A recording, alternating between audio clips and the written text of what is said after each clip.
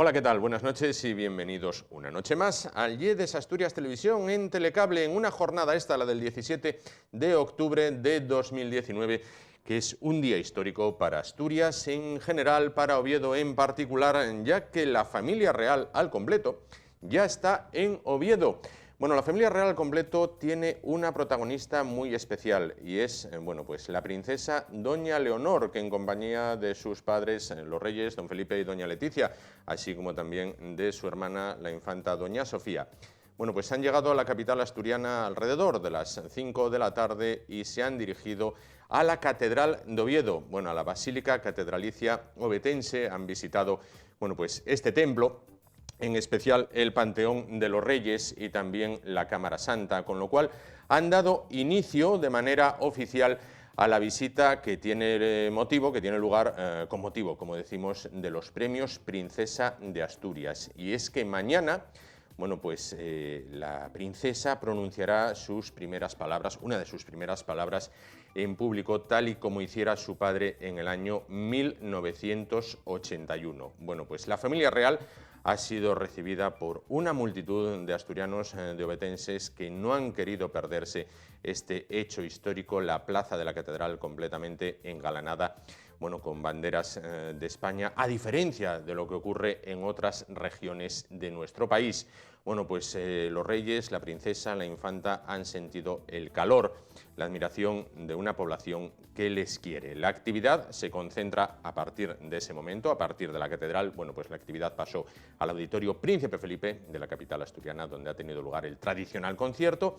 Y ahora ya la actualidad se concentra en el Hotel de la Reconquista, donde mañana será un hervidero de premiados, autoridades, gente famosa, para posteriormente, a esto del entorno de las 6, trasladarse al Teatro Campo Amor, donde a las 6:30, como siempre, como todos los años, tendrá lugar la solemne ceremonia de entrega de estos premios Princesa. Tendrán más información de todo este asunto, de todo este hecho histórico, a continuación, en el programa de Ahorro y Finanzas. Nosotros ahora comenzamos el programa diario, el programa de siempre, como siempre, con la cabecera.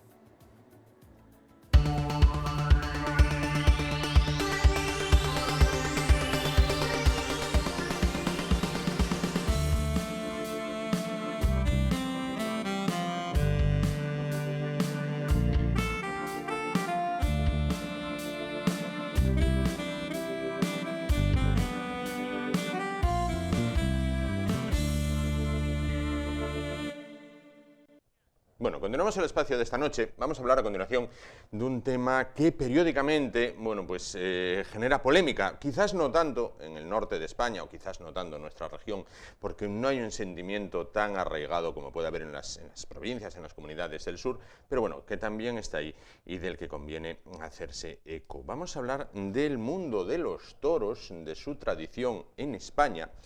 Y al hilo de ello, damos la bienvenida a nuestro siguiente invitado. Se trata del periodista, escritor y doctor en historia, Juan Ignacio Codina. ¿Qué tal? Buenas noches. Hola, muy buenas noches, Juan. ¿Qué tal? Juan Ignacio Codina es autor de este libro, Pan y Toros, breve historia del pensamiento antitaurino español. Breve historia del pensamiento antitaurino español, con lo cual creo que su posición en este tema está clara. ¿Se declara usted antitaurino, entiendo? Sí, yo soy antitaurino y activista antitaurino, y además me enorgullezco de serlo. Lo que pasa es que este libro tiene la cosa buena de que viene de un estudio doctoral. Yo, como decía, soy doctor en historia, precisamente me doctoré con una tesis que analizaba la tradición antitaurina española, es decir, el pensamiento antitaurino español a lo largo de la historia. Yo en las primeras páginas del libro, yo no quiero engañar a nadie, yo me declaro como activista y como antitaurino, pero efectivamente en una tesis doctoral hoy en día el rigor es lo que prima y hay una serie de controles y una serie de rigores académicos que efectivamente hacen que ese trabajo sea un acercamiento, no el de un antitaurino, sino el de un científico a esta cuestión. ¿Qué nos encontramos en Pan y Toros? Pan y Toros, como decía, extrae sus principales asuntos, extrae las conclusiones de la tesis doctoral que yo mismo defendí hace un año, y es un repaso por la tradición del pensamiento antitaurino español, que yo mismo fui el primer sorprendido al evidenciar que es una tradición muy antigua, se remonta casi casi hasta el siglo XIII de nuestra era. Es decir, este libro lo que trata también es de echar por tierra esa situación que últimamente se dice mucho de que el antiterrorismo es una moda actual, ¿no? Que es una cosa actual, es una moda, es algo pasajero y que no tiene, digamos, una raigambre cultural. Todo lo contrario. Insisto, en el primer atisbo del pensamiento antiterrorista lo encontramos en el siglo XIII. Desde ese momento, grandes hombres y mujeres de nuestra historia, muchos de ellos asturianos y asturianas, se han declarado antitaurinos y han utilizado su obra, su pensamiento y su palabra para denunciar la barbarie taurina en cada momento histórico. No obstante, habrá quien esté en casa y nos esté viendo y diga, sí, sí, igual que muchos lo denunciaron, otros muchos, no menos importantes y no menos intelectuales, lo han alabado a lo largo de los siglos, sí, el mundo del toro. Es cierto, Juan. Además, a mí, sobre todo en redes sociales, siempre me sacan, la verdad es que a los mismos, no debe haber mucha variedad, ¿no? Me sacan a Lorca, me ponen una foto de Picasso con Montera, me sacan a Hemingway, que tampoco sé muy bien qué pinta un estadounidense defendiendo la tauromaquia, ¿no? Algo que en principio es la fiesta nacional y tal, ¿no? Pero bueno, yo en primer lugar te diré que efectivamente el objeto de estudio de mi trabajo es el antiterrorismo, con lo cual, lamentablemente, para defender la tauromaquia ya ha habido muchos siglos de historia y ha habido mucha gente, ¿no? En todo caso, yo siempre digo, por favor, decidme qué argumentos utilizaron estas personas para defender la tauromaquia, porque esto no se trata de una guerra de nombres, ¿no? Como digo yo muchas veces, no se trata de un juego de cartas donde yo pongo a Jovellanos y ahí ellos me sacan a Lorca, donde yo pongo a Clarín y ellos me sacan a Hemingway. No es un juego de cartas, es una cuestión de argumentos. Decidme cómo defendieron, qué dijeron para defender la tauromaquia y yo esos argumentos los podré intentar desmontar, los podré intentar refutar, ¿no? Y nadie ha conseguido decirme, bueno, pues más allá de lo que es la fiesta, en fin, el jolgorio, tal, nadie ha sabido decirme, no, pues Lorca dijo esto y esto, ¿no? Y sin embargo yo en mi obra, como digo, está basada en una tesis doctoral. Todo lo que digo no lo digo yo, lo dicen grandes hombres y mujeres de nuestra historia que defendieron con argumentos y con lógica la barbarie taurina. El título Pan y Toros tiene una clara inspiración, entiendo, como pan y circo, que era el de los romanos, pan y circo. Exacto. No obstante, algo tendrá el agua cuando la bendicen, cuando los toros los hay en España desde ni se sabe, ¿no? Sí, no se sabe, pero lo que sí también te puedo decir es que desde el primer espectáculo taurino que hubo en nuestro país ya hubo voces que lo criticaron, es decir... También criticaron el fútbol. Exacto. Bueno, hoy en día, lo que pasa es que el fútbol, hasta donde yo sé, efectivamente, puede ser más o menos criticable, te puede gustar más o menos, pero no está fundamentado en convertir en diversión, en espectáculo, en fiesta, no solo la muerte agonizante de un ser vivo como el toro, sino que una persona, que el ser humano, un torero o su equipo, pongan su vida en peligro, en vivo y en directo, para la emoción de la tauromaquia, ¿no?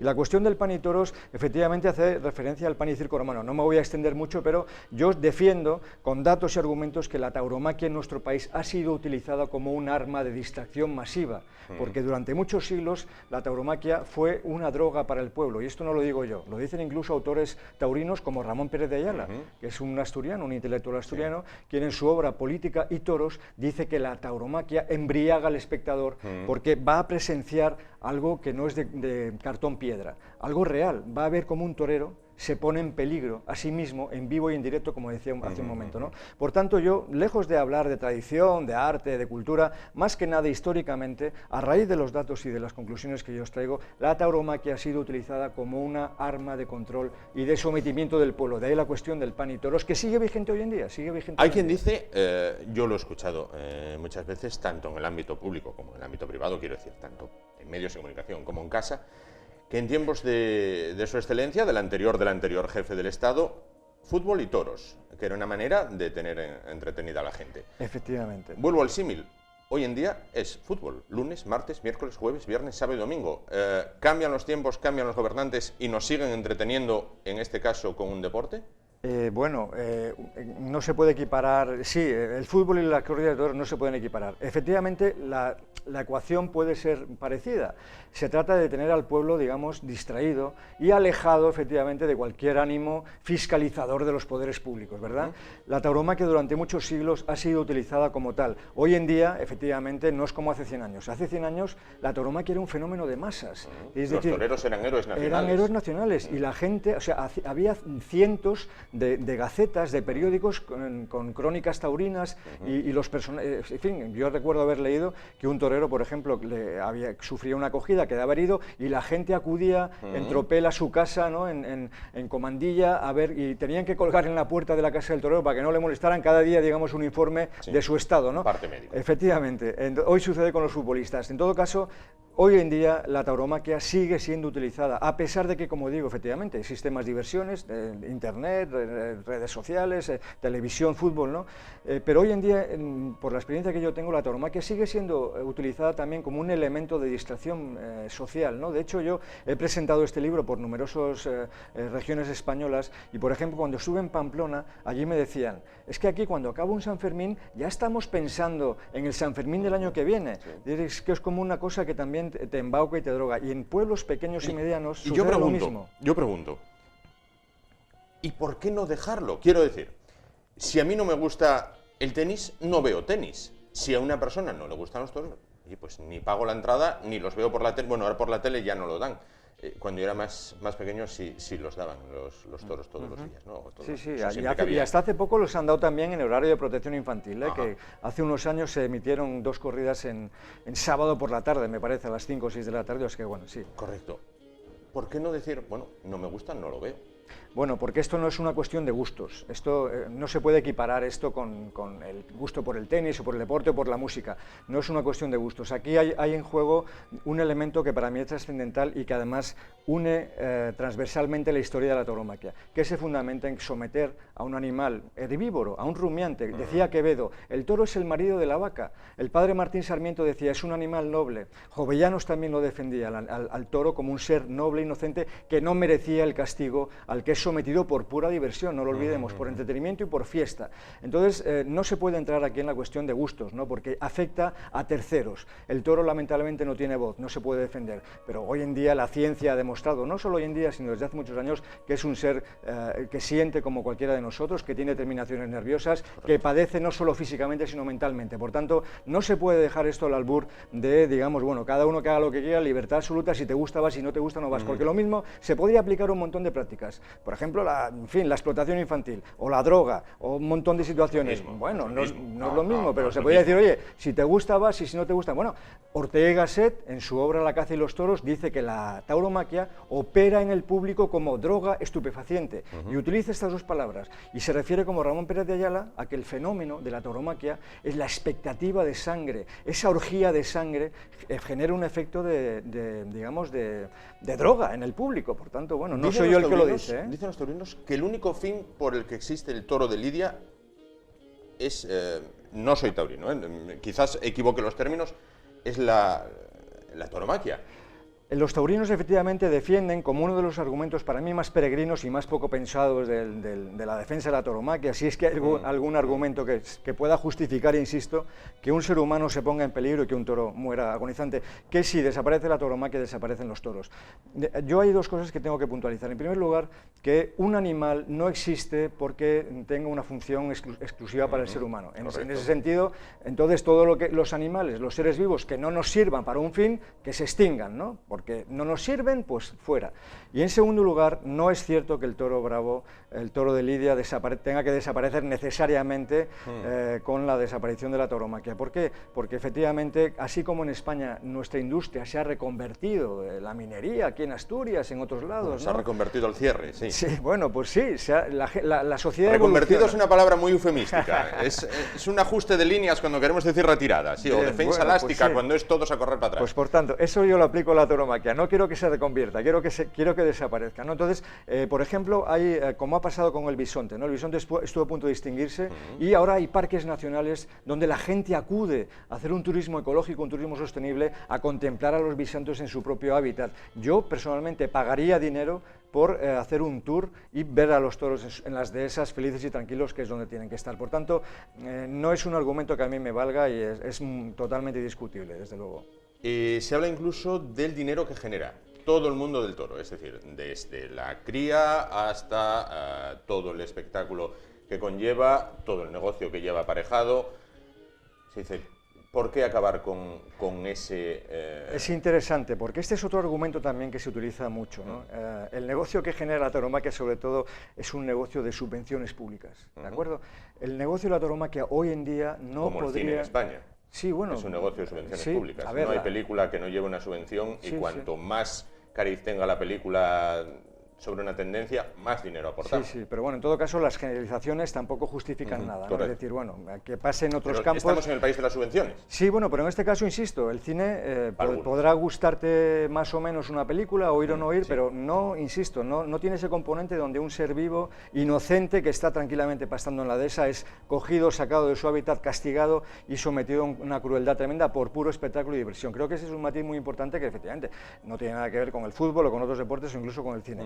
Pero lo que te decía, la tauromaquia chupa muchísimo dinero de subvenciones públicas, muchísimo dinero. De hecho, los datos son opacos y los pocos que sabemos son verdaderamente bestiales. No solo a nivel europeo, que destina recursos a las ganaderías de toros de lidia, no solo a nivel estatal, sino a nivel autonómico, diputaciones provinciales, incluso, sobre todo, a nivel municipal. Municipios pequeños y medianos que se gastan cada año ingentes cantidades de dinero en los espectáculos populares con toros, porque la tauromaquia no es solo las corridas, digamos, de las plazas de primera o de segunda. Cada vez hay más espectáculos populares que consisten, como insisto, en pueblos pequeños y medianos, en becerradas, capeas, encierros, etcétera, ¿no?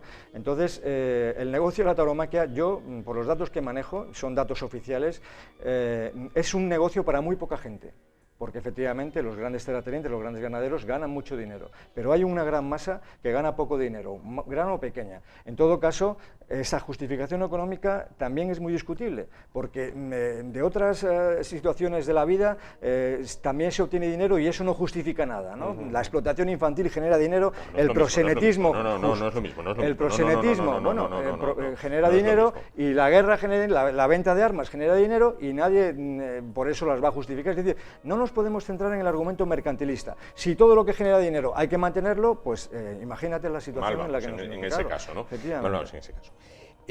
Las personas antitaurinas, en muchos casos vemos, o en muchos casos no, afortunadamente pocos casos, perdón, pues se produce una cogida, se dice cogida, ¿no? En la plaza de toros, donde el toro engancha al torero y puede provocarle la muerte, por ejemplo. Las redes sociales se llenan en algunos casos de comentarios pues de muy mal gusto, en mi opinión, de te ha estado bien, te lo buscaste. ¿Esto tampoco es el camino?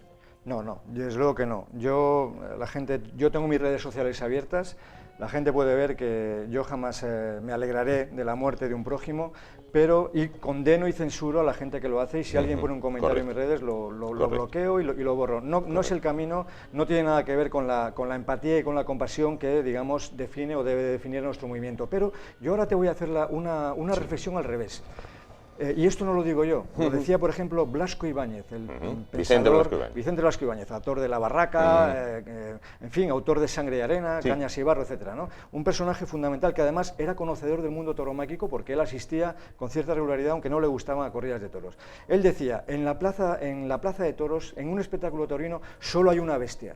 De todas las partes que participan solo hay una bestia, y es el público.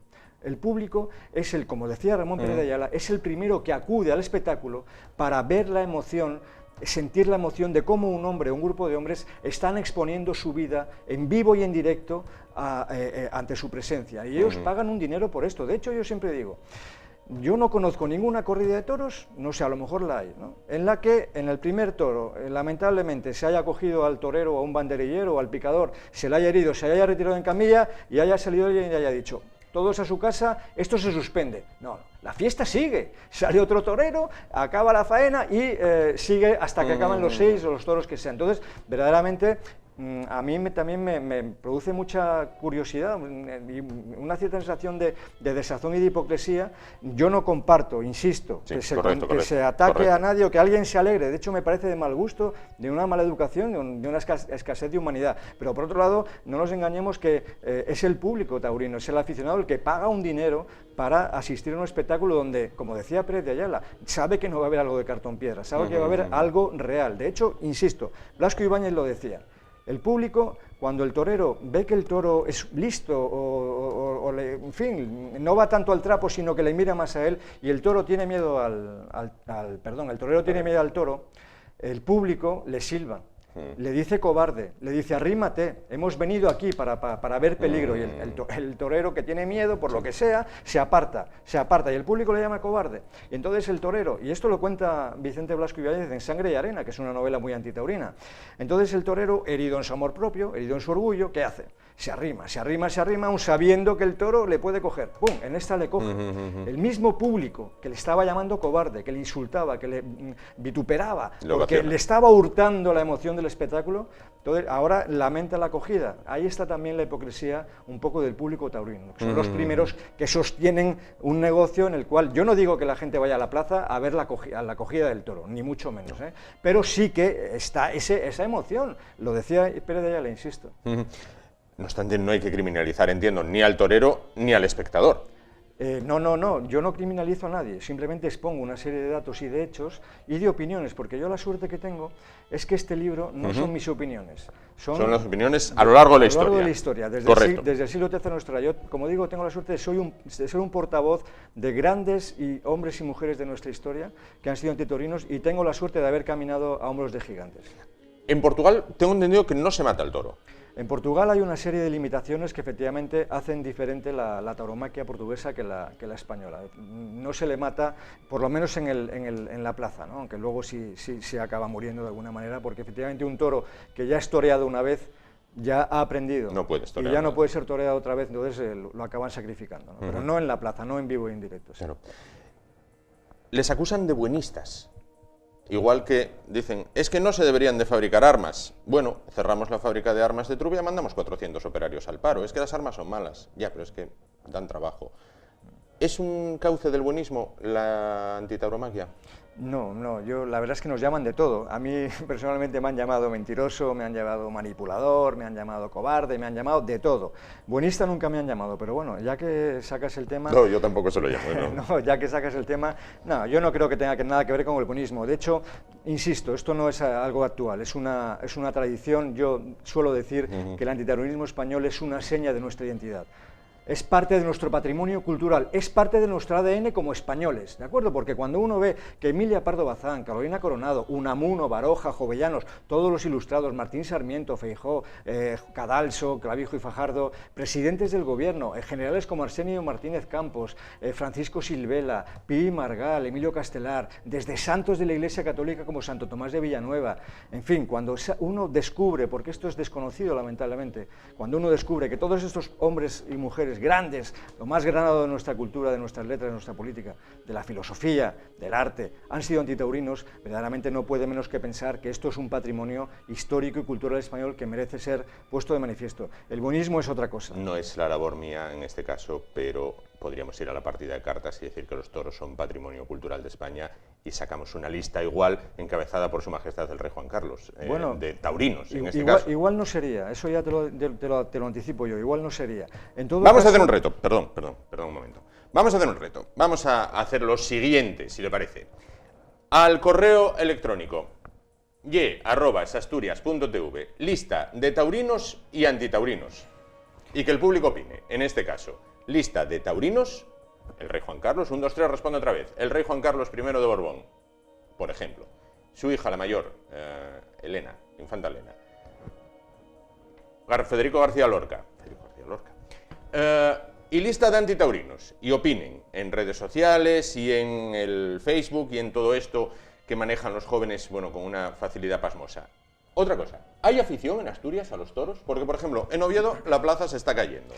Quizás un día se caiga y digan, había que haberlo arreglado, había que hacer un recinto ferial, había que hacer no sé qué.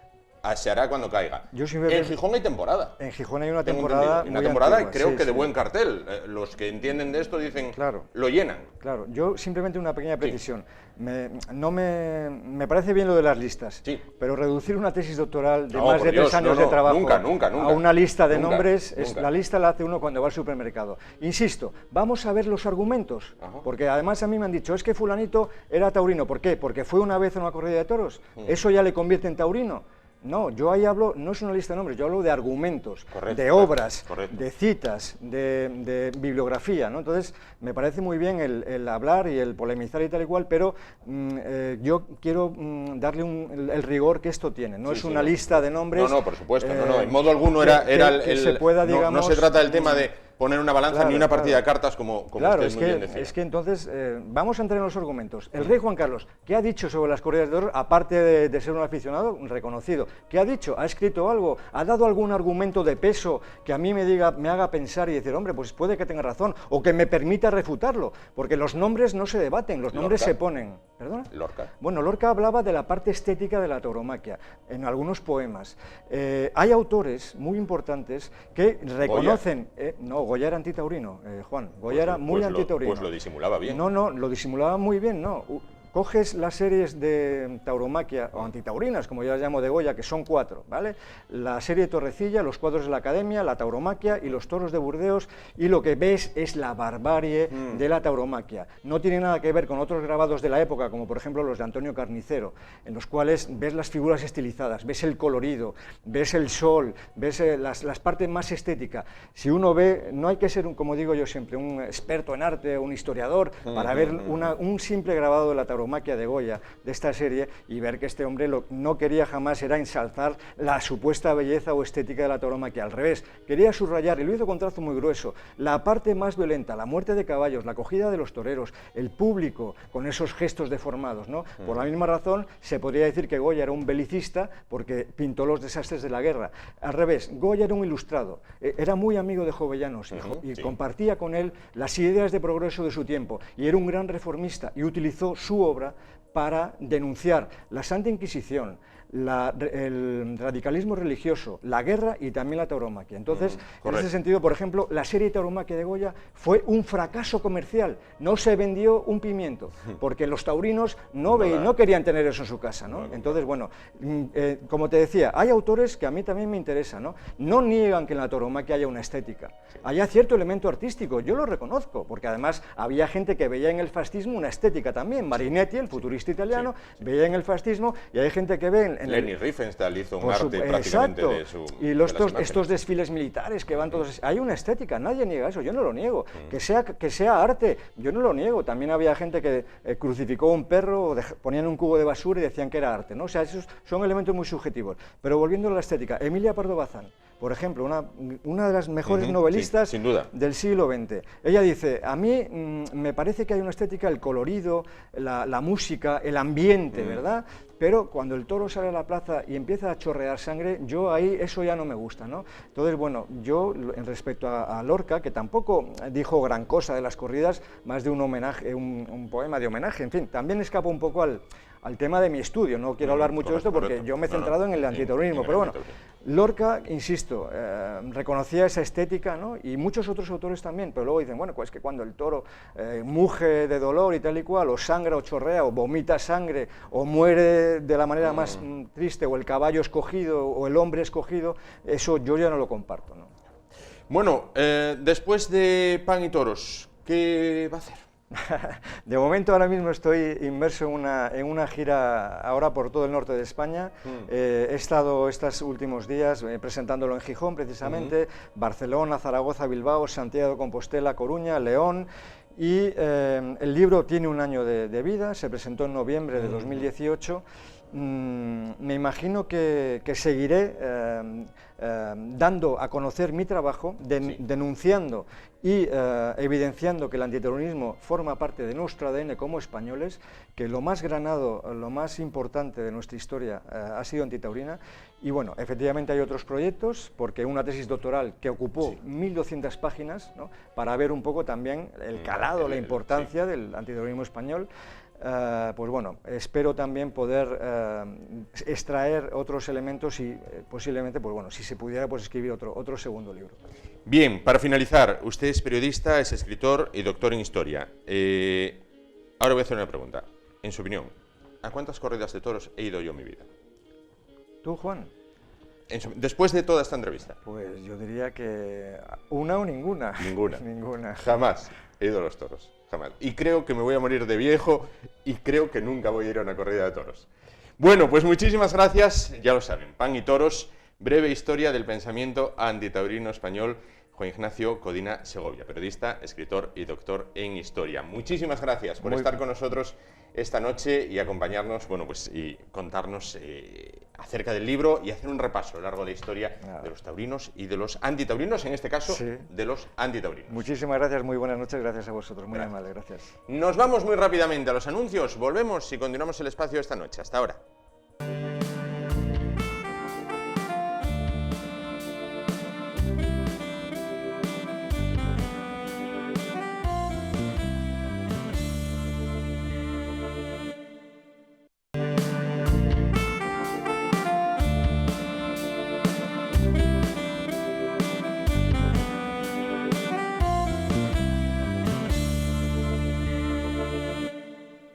Bueno, vamos a continuar el espacio de esta noche y en alguna ocasión pues habrá, no muchos, pero habrá quienes dicen quiénes somos, de dónde venimos y a dónde vamos. Bueno, pues ¿de dónde venimos? Bueno, pues alguno también se preguntará, ¿y en el pueblo de mis padres, en el pueblo de mis abuelos, cuándo fueron los primeros que se sentaron aquí y por qué? ¿Por qué se formó esta pequeña aldea que ahora, bueno, en la era de las telecomunicaciones, de las redes sociales, de las autopistas y de todo esto, bueno, pues nos pueden parecer que quedan alejadas, dejadas de la mano de Dios, que forman parte de lo que llaman ahora la España vacía, como si nunca antes hubiera existido? Bueno, pues ¿cómo se formaron esas aldeas? ¿Fue un proceso singular en Asturias, en España? ¿Fue común al de otros países europeos? Bueno, pues son cuestiones, quizás algunas de estas, que nos podemos encontrar en el trabajo que realiza un equipo investigador de la Universidad de Oviedo, que reúne por primera vez en un libro los avances arqueológicos logrados en aldeas habitadas en Europa.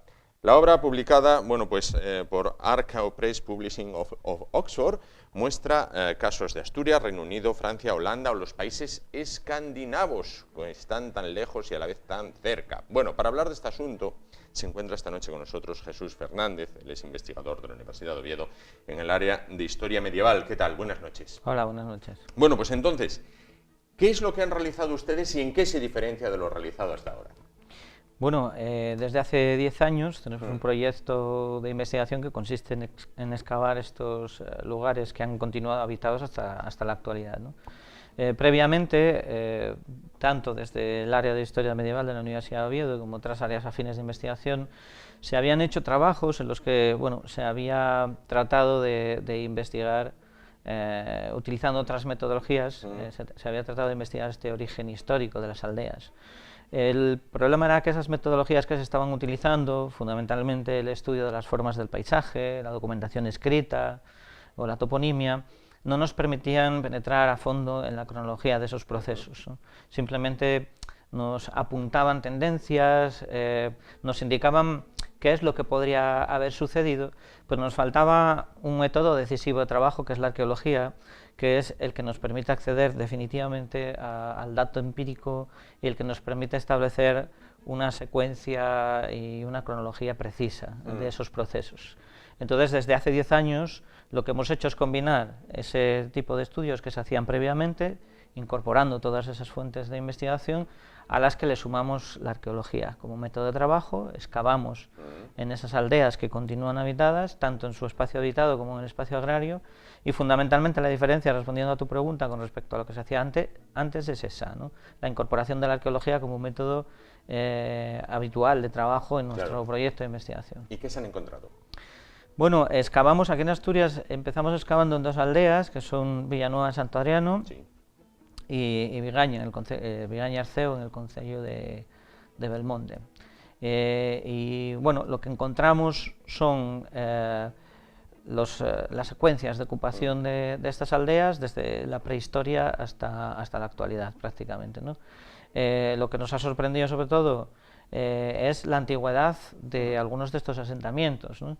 Nuestra hipótesis de partida es que estas aldeas, estos hábitats concentrados, surgen en la Edad Media. Efectivamente es así, bueno, luego aclararemos un poco qué es esto que estoy comentando, pero lo que vemos es que ha habido una frecuentación y una ocupación de esos espacios ya desde la prehistoria.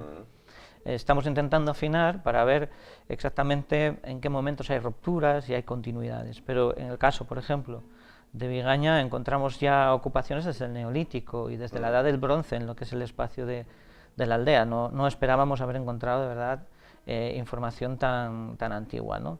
Y además encontramos evidencias de asentamientos, o sea, en Biagaña, por ejemplo, encontramos varias casas del Calcolítico, de la etapa final, ¿no?, del Neolítico, la transición a la edad de los metales.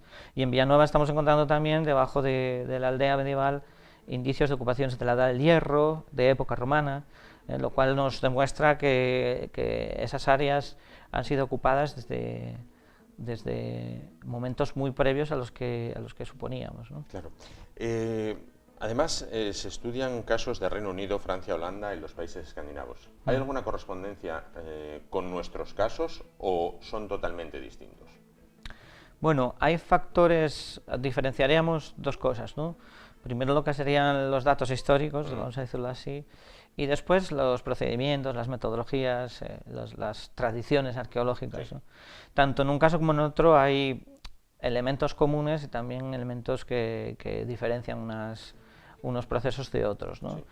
Por poner un ejemplo concreto, en el caso escandinavo, pues bueno, el debate o el tema principal que trata la autora de su capítulo es en torno al propio concepto de aldea, ¿no? Y lo difícil que es a veces ahí diferenciar entre lo que puede ser una aldea, puede ser una granja, un conjunto de 2 o 3 casas, es una aldea eso, lo podemos llamar así. Entonces trata de indagar un poco en el proceso histórico, incluso como algunos asentamientos a veces han sido granjas, luego se han convertido en aldeas, luego han vuelto a ser granjas, es decir, ha habido un proceso cambiante de evolución, ¿no? Así que plantea problemas de tipo conceptual, de tipo metodológico, cómo excavar, cómo entender esos yacimientos. Y en ese sentido hay bastantes diferencias con respecto a nuestra realidad aquí, que es que estamos excavando asentamientos que han sido aldeas concentradas, al menos desde la Alta Edad Media, ¿no? Y tenemos indicios de ello. Aunque seguimos investigando en eso, porque tiene sus problemáticas. Es solo por mostrar un ejemplo, ¿no? Luego hay otras diferencias, como por ejemplo en Inglaterra o en Francia llevan muchos más años excavando asentamientos, tanto ocupados como deshabitados, ¿no? O despoblados, y entonces, claro, tienen ventaja. Entonces el trabajo de la autora francesa es más un trabajo de síntesis, es decir, qué se ha hecho en este tipo, o con este tipo de trabajos en Francia en los últimos 25 o 30 años, ¿no? Entonces, bueno, claro, nosotros no podemos hacer un trabajo similar. Y en Inglaterra el trabajo de la autora destaca por también, los ingleses tienen una tradición arqueológica muy larga, también en arqueología medieval, y claro, maneja un volumen de datos y es capaz de movilizar desde la unidad de arqueología de la Universidad de Cambridge, que es cuando hizo ese trabajo, un volumen de voluntarios y de personas que aquí, bueno, sería imposible, ¿no?, ahora mismo. Entonces, hay diferencias en cuanto tanto a los resultados históricos como a las metodologías, las tradiciones de trabajo. Pero eso es lo interesante del libro y por eso propusimos desde nuestro equipo de investigación la elaboración de esta obra monográfica, ¿no?, precisamente para ver y para comparar qué es lo que se está haciendo entre países europeos, ¿no?, que están planteándose las mismas preguntas y están utilizando los mismos métodos de trabajo. Quiero preguntarle una cosa, vamos a ver. Actualmente, cuando a un chaval se le dice, oye, hay que ir a casa de la abuela, allí en el pueblo y tal, no, hombre, hasta allá arriba no, vamos a ver, no me lleves hasta ese lugar tan perdido. No es el caso de Villanueva de Santo Adriano, está en un valle, está llanito, perfecto. Sin embargo, bueno, en otras aldeas asturianas sí parece que quedan ahí arriba. ¿Qué pudo llevar a las personas a ubicarse en esas zonas que ahora nos parecen tan inaccesibles? Bueno, pues una serie de factores, ¿no? No hay un solo factor que explique los procesos de asentamiento humano, siempre son complejos y son multicausales, ¿no?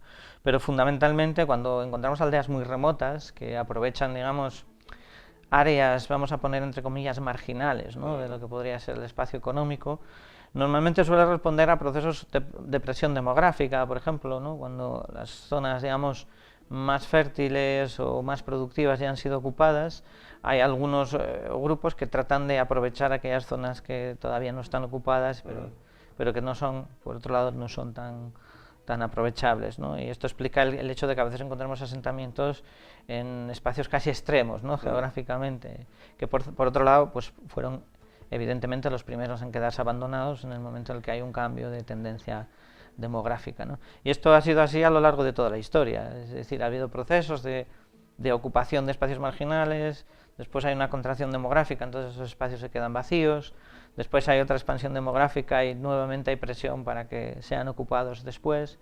Es decir, precisamente la clave de nuestros proyectos de investigación es dar respuesta y, digamos, de dotar de fondo histórico, aportar datos para explicar esos procesos, ¿no? Dígame una cosa, quizás no tenga que ver con el tema, quizás sí, vamos a ver. Si nos fijamos en la gran mayoría de las capitales de provincia españolas, Sí. sin ir más lejos, o muchas de las ciudades grandes, fueron fundadas porque al lado tenían o el mar, que facilitaba el comercio, o un río, que facilitaba, bueno, pues el suministro de agua. ¿Por qué Oviedo no tiene ni mar ni río? Es una zona tremendamente en cuesta a día de hoy, cuesta para arriba, cuesta para abajo, no es fácil de transitar, entiendo que antes menos aún. ¿Por qué de repente se decide decir, bueno, pues voy a fundar Oviedo en un lugar donde no hay mar, no hay río, es inaccesible para el peatón a día de hoy, incluso es difícil transitar? ¿Qué pudo pasar para que dijeran, bueno, pues aquí? Bueno, a día de hoy hay un debate muy interesante en el ámbito, digamos, de la arqueología sobre los orígenes, ¿no?, de la ciudad de Oviedo. No hay un acuerdo, ¿no?, entre investigadores en este sentido. Hay quienes defienden que Oviedo es ya un asentamiento de época romana, que bueno, hay una continuidad desde ese momento hasta la Alta Edad Media, cuando ya aparece, bueno, cuando se constituye aquí una sede regia en torno al Reino de Asturias y demás, ¿no? Bueno, y hay quienes proponen como que la aparición de la ciudad como tal es mucho más tardía, no podemos hablar de la existencia de una ciudad antes del siglo XII, propiamente dicha, ¿no? Y por tanto, bueno, el asentamiento alto medieval simplemente sería un asentamiento que está vinculado a las élites, que ubican aquí su centro de actuación política, porque, bueno, en el Reino de Asturias, el periodo del Reino de Asturias, los centros de actuación política dependieron un poco de los vínculos que tuviera el rey o la familia real en ese momento con ese territorio, ¿no? Por eso vemos que en las Asturias de la Alta Edad Media hay un movimiento de la corte permanente, ¿no?, desde Cangas de Onís a Pravia, después a Oviedo, y esto tiene que ver probablemente con las territorialidades de la Alta Edad Media, sobre las que todavía nos queda mucho que saber, ¿no?, para entender cómo funcionaron. En origen parece que efectivamente en Oviedo hubo unos asentamientos romanos, porque tenemos evidencias de ello, probablemente pues tipo villas, pequeños asentamientos rústicos, y después a lo largo eso originó que hubiese un poblamiento constante, una frecuentación de la zona y demás, hasta que se funda un monasterio en la Alta Edad Media, al que después, bueno, se va a vincular la creación o la constitución de esta sede regia. Desde un punto de vista de los recursos naturales y demás, que era un poco lo que comentabas, probablemente a lo mejor no es el emplazamiento ideal desde el punto de vista del aprovechamiento de esos recursos, pero desde un punto de vista geoestratégico, para la monarquía asturiana sí resultó de interés, por razón por la que ubicaron aquí su capital, ¿no? En aquel momento pues encontraron que este asentamiento era interesante para controlar el territorio que políticamente querían controlar, ¿no? No siempre, lo que quiero decir es que no siempre la ubicación de un asentamiento responde a factores económicos, a veces también los hay políticos, culturales y de otra índole, ¿no? Bueno, no sé si respondía a tu pregunta, no era fácil. No era fácil la pregunta, bueno. Y hay mucho debate en torno a ella, ¿no? Era buena pregunta, no obstante. Sí, sí. Perfecto. No, probablemente no soy la persona más adecuada para responderla. Bueno, pero creo que quedó bien respondida. Sí. Estado de las excavaciones, tanto la de Villanueva como la de Vigaña, actualmente. Bueno, actualmente en Villanueva estamos centrados en excavar un espacio agrario. Empezamos a excavar un espacio agrario porque nuestro proyecto tiene como objetivo entender tanto cómo evolucionan los espacios habitados como los espacios económicos, ¿no? Sí. Una aldea, ¿no?, como dice Jaime Izquierdo, la aldea es el cerebro y el cuerpo es el territorio, ¿no? Si no entiendes uno, no entiendes otro. Entonces, nosotros arqueológicamente lo que tratamos es de acompasar, ¿no?, el proyecto arqueológico, entender qué ocurre en la zona donde están las casas, digamos, y en la zona donde están los campos. Entonces empezamos a excavar en Villanueva, en una zona que es un espacio agrario, y actualmente lo que estamos es reconstruyendo el proceso completo, cómo se formó ese espacio agrario, cómo fue evolucionando y transformándose a lo largo del tiempo. Incluso descubrimos que en la plena Edad Media no era un espacio agrario, sino una zona habitada, ¿no? Lo que nos indica la complejidad interna de las aldeas en la Alta Edad Media, que eran diferentes a como nosotros las conocimos, ¿no? En las que tanto el espacio agrario como el habitado es más móvil, ¿no? De manera que lo que en el siglo X puede ser un espacio agrario, en el XI es habitado y en el XII vuelve a ser agrario. Esto es lo que quiero decir, ¿no? Por tanto, bueno, es un poco la situación en la que estamos ahora, excavando una casa del siglo XII, estamos intentando reconstruir la planta, porque es una casa construida íntegramente en madera y nos interesa conocer un ciclo, digamos, de la arquitectura popular de esa época, que es absolutamente desconocido en términos arqueológicos, es decir, no sabíamos qué ocurría en las aldeas en este periodo, ni cómo se construían las casas, y ahora estamos sabiendo algo más. Y ya sabemos que estaban construidas íntegramente de madera, ¿no? Que es un dato interesante. En Bigaña el proceso es más complejo, hay más yacimientos abiertos, pero ahora la investigación está centrada en Linares, que es una zona que está en el límite de la aldea, y ahí están excavando una necrópolis de la Edad Media, que está asociada, bueno, debajo se encontró también una parte de un asentamiento de la Edad del Bronce. Entonces, bueno, también se está tratando de establecer dos cosas, ¿no? Primero, el proceso histórico de continuidad, rupturas y continuidades en esas fases de ocupación, y por otro lado ver y entender también por qué, o sea, los procesos de cambio de las estructuras territoriales en la Alta Edad Media, porque indica, en torno a esa capilla hubo una necrópolis, eso quiere decir que la gente se enterraba allí, cumplía las funciones entonces de una iglesia parroquial, ¿no? Claro. ¿Por qué cambiaron esas funciones? Eso está asociado a los cambios en la territorialidad de las aldeas, y la arqueología también nos permite acceder a esa información. Claro. Bueno, ¿se acerca el invierno? ¿Para la labor de los arqueólogos o continúan las excavaciones? Bueno, en invierno aprovechamos para hacer trabajo de gabinete, de laboratorio, enviar muestras a datar, pensar un poco en qué vamos a hacer, reflexionar sobre lo hecho, hacer informes. También hay una parte burocrática importante en todo esto. Y seguir pensando y haciéndonos preguntas históricas a las que responder en la campaña siguiente. Pero en verano es cuando aprovechamos para hacer las excavaciones. Claro. Bueno, pues esperemos que esas preguntas ustedes se las hagan y nosotros luego podamos volver a hacérselas, sean fáciles o difíciles. Vale, muy bien. Nosotros encantados. Muchísimas gracias, Jesús Fernández, investigador de la Universidad de Oviedo en el área de Historia Medieval. Gracias por estar esta noche con nosotros. Muchas gracias. Bueno, pues ya lo saben, fueron algunos de los primeros pobladores de lo que hoy conocemos como Asturias. Nos vamos muy rápidamente a la publicidad, volvemos y continuamos el espacio esta noche, hasta ahora.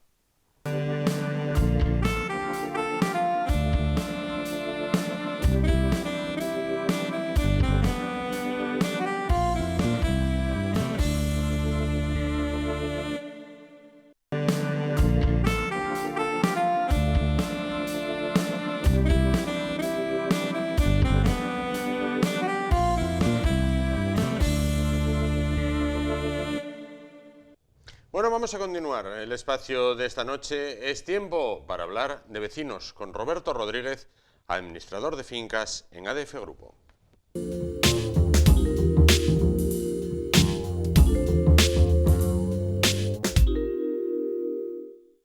Roberto, ¿qué tal? Buenas noches. Hola, buenas noches. Queda menos para Navidad, queda menos para esos días que dejamos los que fuimos un poco previsores a la hora de coger las vacaciones, queda ya menos. Todavía queda, pero... Estaba lejos, pero ya está más cerca. Como dicen los chiquillos, llega Halloween y después ya Navidad, papá, Navidad, ya lo tenemos ahí, ya lo tenemos ahí.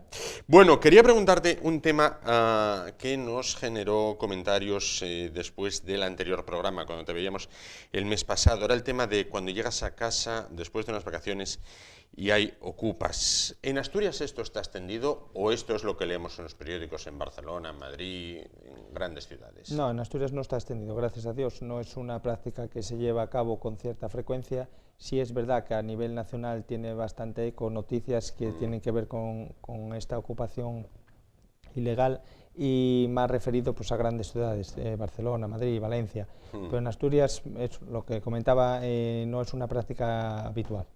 Afortunadamente. Afortunadamente. Bueno, también cuando oímos, o las personas que oímos la radio habitualmente, hay muchos anuncios de una empresa de alarmas. Bueno, pues coloque la alarma en su vivienda y tal, evite sustos.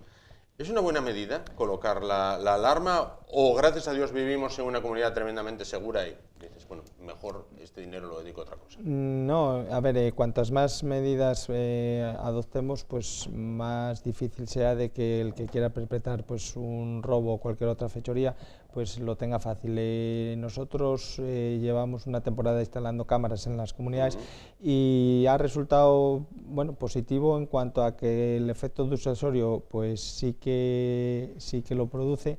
No hemos tenido ningún percance después desde que tuvimos las cámaras, y todo lo que tenga que ver con reforzar la seguridad aporta positivamente cualquier indicio o intención de perpetrar, por lo que decía anteriormente, un robo o cualquier otra actuación en esta dirección.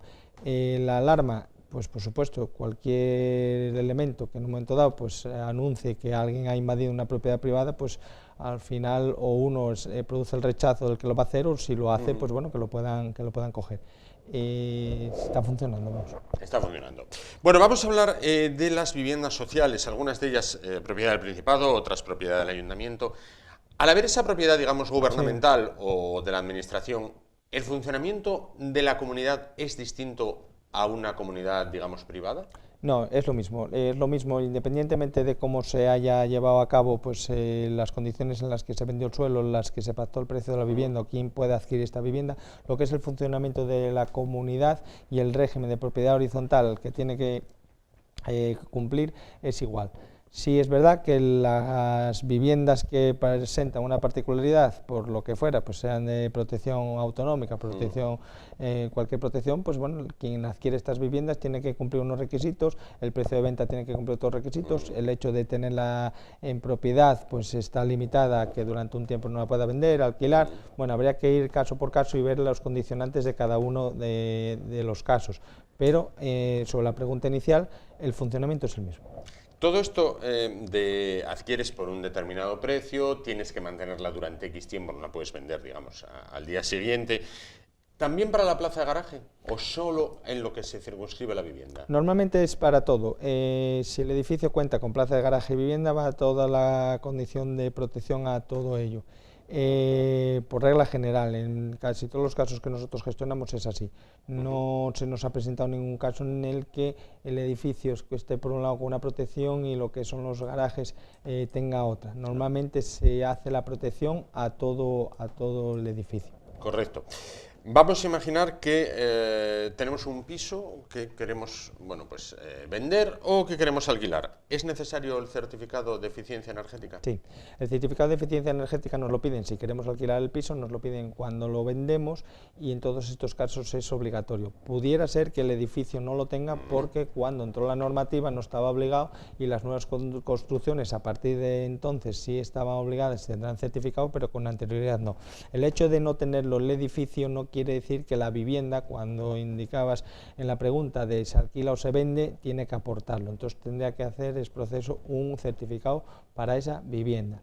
También se nos presenta el caso de que no estando el edificio obligado a tener el certificado cuando entró la normativa, cuando se lleva a cabo una serie de actuaciones con distintos organismos públicos necesitemos esta certificación. Por ejemplo, a la hora de pedir una subvención, a la hora de pasar la inspección técnica nos piden que tengan certificado. Entonces, bueno, hay un antes y un después en el momento que surgió la normativa y habría que ver cada caso, pero lo que es alquiler y venta, sí. Por otra parte, alquiler o venta, precisamente sí. esa es la cuestión, ¿no? Como ser o no ser, esa es la cuestión. En Europa, bueno, pues nos hartamos de escuchar que la mayor parte de la gente está de alquiler, que solamente en España, en buena medida Portugal, Italia, bueno, digamos los países de cultura latina, son más de tener el piso en propiedad. ¿Esto es así generación tras generación o notáis que los jóvenes ya se van inclinando más por el tema de alquiler? Bueno, es una pauta pues bueno, bastante arraigada con el tiempo. Sí es verdad que el mercado laboral está cambiando, con ello está condicionando un poco la forma de vivir, si es a través de propiedad o es alquiler.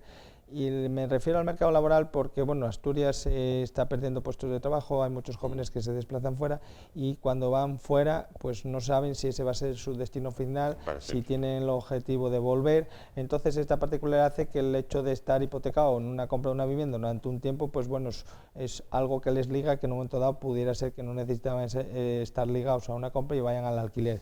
También es verdad que el mercado de alquiler es un mercado que por lo que fuera, pues bueno, no goza de todo lo que quisiera el que alquila para tener la seguridad de poder alquilar, y están subiendo los precios, uno porque hay pocas viviendas en alquiler y las que hay en cierta medida pues el que las tiene no tiene la total garantía de que salga bien la operación. Entonces todo ello hace pues bueno, que esté difícil alquilar y que esté difícil comprar. Y lo que indicaba es un peso muy importante, la cuestión laboral. La cuestión laboral es la que está marcando más que lo que quiere cada uno. Luego, si los sueldos también son bajos, a la hora de adquirir una vivienda, los requisitos también han cambiado. Ya no es que te dan el 100% y te dan los gastos de escritura, te dan ya el 80, el 90, te piden una serie de condiciones que, bueno, también hace difícil que el propietario, que la persona que quiere adquirir una vivienda, pues encaje dentro de la posibilidad Entonces, bueno, son muchas las cuestiones que hay que tener en cuenta y más que lo que quiere cada uno, casi es lo que puede o lo que está pasando, pues bueno, con todo lo que anteriormente indicaba y pueda que se incline la balanza a alquilar o a vender, pues en función de esto y no de lo que quiere cada uno. Claro. Hablábamos el mes pasado, me decías, bueno, repunta en cierta medida la construcción. Sí. Bueno, ¿en alguna zona de Asturias que repunte por encima de las demás? Bueno, repunta fundamentalmente en las principales ciudades, que es Oviedo, Gijón, Avilés. En estas ciudades es donde más repunta. Por contra, lo que es en otros núcleos, pues ya con un poquitín menos de potencia pues de cara al mercado laboral, pues no está funcionando. Pero bueno, de funcionar en núcleos importantes, Oviedo, Gijón, Avilés por mayoría. Claro. Por otra parte, ¿quién está facultado para mirar los contadores de la comunidad? Bueno, en un principio, lo que es hacer la lectura o ver cualquier cuestión que tenga que ver con los contadores, todos, porque al final es un elemento que en cierta medida pues hace el contaje de lo que es los consumos y aunque refleje lo que hace una vivienda de manera particular, luego cuando se realizan las cuentas, esos consumos o eso que ha pasado, al final vamos a tener conocimiento de ello. Una cuestión es mirar para comprobar que el contador va bien o que los consumos, ver de qué manera se puede optimizar el actual sistema de calefacción agua caliente para gastar menos en función de estas curvas de consumo, y otra cosa es ver el vecino si está, si no está, si consume, eso no, claro. Eso es una práctica que no está permitida, pero con la otra intención sí. Sí que también podría en un momento dado, a través de la Junta de Propietarios, protocolizar mirar a los contadores, ver de qué manera, quién lo hace, cómo se hace, con qué objeto, y con todo ello, pues bueno, ponerles una llave o que la llave la tenga el presidente. Pues bueno, habría un abanico de posibilidades que habría que estudiar en cada caso. Claro. Bueno, estáis en la calle Jersey City 24 de Oviedo, despacho abierto las 24 horas, ¿cómo? Bien, despacho 24 horas a través de los servicios de internet, con el ordenador o con la aplicación Tu Comunidad, que podrás acceder todo lo que tenga que ver con la comunidad, cambio de número de cuenta, consulta de actas, solicitud de cualquier asunto que quiera que se trate en la próxima junta, incidencias, notificación de ellas, apertura de un siniestro, todo esto a través del servicio 24 horas del despacho virtual. Es una herramienta que ponemos a disposición de todos los propietarios que administramos de forma gratuita. Correcto, pues solo me queda despedirme, Roberto, hasta el mes que viene, donde ya tendremos más cerca todavía la segunda parte del descanso. Sí, señor. Muy bien, pues muchas gracias. Muchísimas gracias a ti. Gracias también a ustedes. No nos vamos, sino que volvemos tan solo dentro de unos momentos y continuamos el espacio de esta noche. Hasta ahora.